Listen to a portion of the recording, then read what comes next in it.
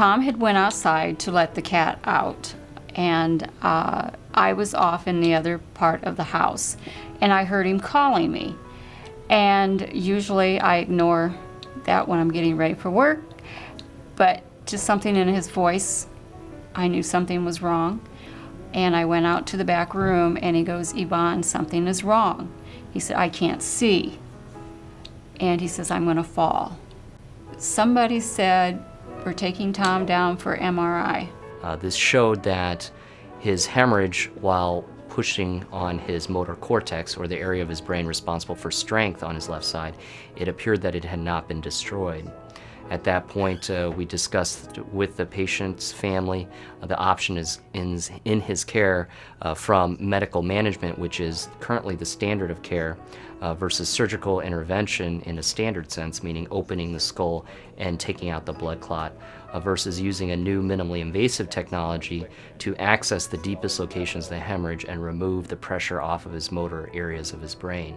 This is new in the sense that we have a minimally invasive device that allows us to specifically target areas. It's not just about the device, it's all about the technology around it. We have to obviously see what we're operating upon, and most importantly, we need the imaging technology integrated with our operating systems. Mortality rates for intracerebral hemorrhage are very high, and most of those patients that actually don't die in the hospital are left with severe deficits.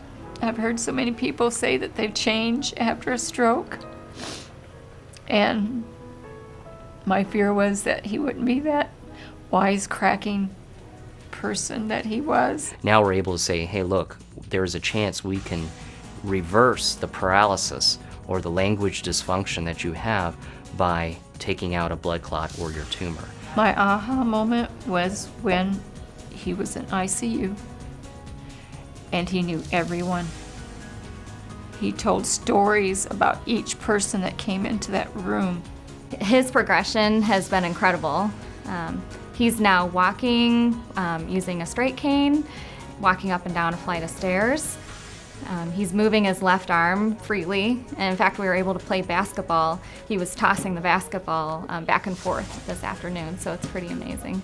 Typically, someone with this severe of a brain bleed, we would see this kind of recovery in over the course of at least several months, up to a year. We've seen huge progression just in a matter of 10 days.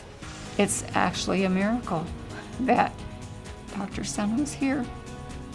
I'm looking forward to with the Lord's help, with the full recovery and fine life with my wife and my child, my son, and my brothers and my sisters.